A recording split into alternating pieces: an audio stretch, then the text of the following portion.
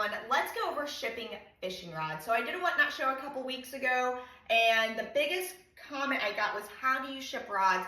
And it's actually a lot easier than you expected. The first thing you're gonna need is the right tools. So I did a lot of research before I listed my fishing rods. And I do source from units, so I know I'm gonna get more rods. And I actually found this 15 pack of 72-inch boxes on Amazon for 75 bucks. That is high, so I will say if you only have 1 to 2 poles, the PVC pipe is a great option. You're just gonna wanna make sure it has the thin plastic. You do not want a thick plastic if you're shipping in PVC pipe because of the weight. Right now, my poles for shipping range between $15 and $20 on eBay, but I am using these lightweight boxes and lightweight material. This storage unit had a lot of fishing poles. Again, that's why I went ahead and did the bulk option. So, tools that you'll need: a box or something to ship it in. I would not suggest making your own box when it comes to fishing rods because they are delicate. While some are sturdy, there are parts like the eyelets you want to protect. So that is why I did not create my own boxes. You'll want to have bubble wrap to protect the pole and craft paper to fill in the top and bottom of the shipping box. So as you can see, I have my rod here, I have my tape gun. Just pro tip, get some tape and get it already pre-cut. So you're not trying to work with the tape gun and the bubble wrap and hold the pole. When shipping fishing poles, 1 sheet of bubble wrap is enough because it is so thin that you're going to be able to wrap the bubble wrap around it. Just like my other shipping videos, when I'm using bubble wrap and I'm going around it the first time, it is just to make sure the item is completely covered and none of the parts are exposed.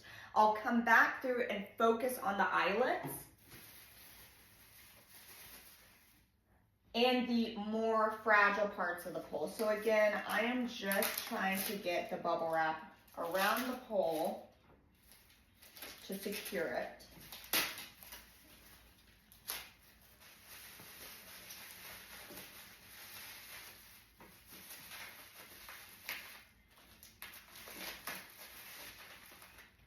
And then when you come to an eyelet, this is where you're really going to want to pay attention.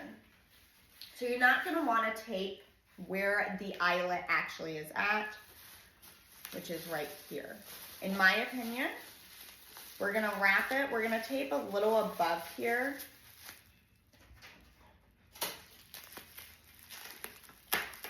We're going to find that eyelet, which is right here. We're going to take any slack. We're almost going to try to create a little bubble layer to cover it up.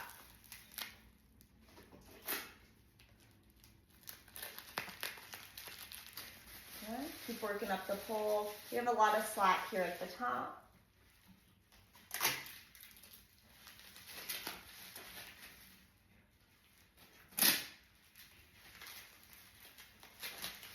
Now when I get to the end here, I'm going to want to make sure that last eyelet is really protected because that's going to be the part that's going to hit and shift in the box.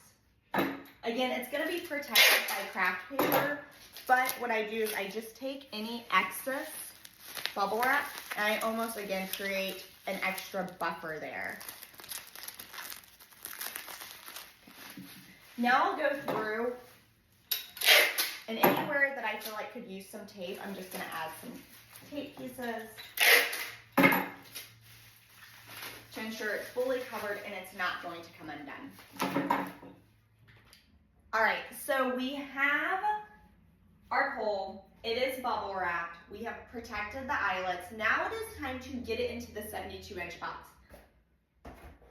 Fun piece of information. Most of my poles do not fit in that box. They are too tall. Now, you may be in luck and have poles that do come apart, so they're 2-piece. In that scenario, and I'll do a video with those because that's a little bit of a different packaging process, because they are half the size of this. They're only sometimes 5 feet, 4 feet. You don't have to Frankenbox, but in this scenario, I will. So we have our box, we have our craft paper at the end of it to protect it, and now we're just gonna slide this in. Eventually it will stop because of the craft paper. Just gonna wanna make sure it's evenly in there. Okay, so it is in. We have a little bit more here. And this is where I have a box from this lot, the 15 piece, and I've just used it as my extra Frankenbox. So I cut a little bit. Now, for tutorial purposes, I did not do a good job, but you'll get what I'm coming from here. Cut, and then of course, we'll want to tape the top. All right, so like I was mentioning, with this piece, in a perfect world, it would have been a little bit bigger, but we'll still, for tutorial purposes, give you a view. So this is in there. We'll want to make sure we have a little more craft paper to protect it. So essentially, if this was the right size, you would then close it up and tape it, and that would be it. So that is how you would ship. This is a 7-foot pole. I would then put the label, put some fragile stickers, and take it to my local post office. So again, hope this helps. I hope this gives you the courage to ship those fishing rods. But if you have any questions, let me know. It's not as hard as you think, and I hope this helps.